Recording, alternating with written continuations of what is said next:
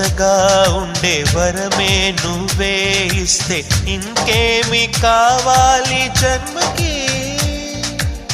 మచ్చలేని చంద్రుడిని మాట రాక చూస్తున్నా, వరస కాని బంధుని చొరవ చేసి అంటున్నా, ఇంకెప్పుడు ఒంటరినని అనరాదని, నీకు సొంతం అంటే నేనేనని.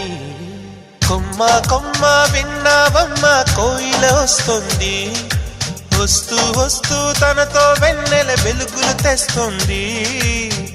ఏవమ్మ మరుమల్లి తోరణాలు కడతావా, చిలకమ్మ ఎదురేగి స్వాగతాలు చెబుతావా.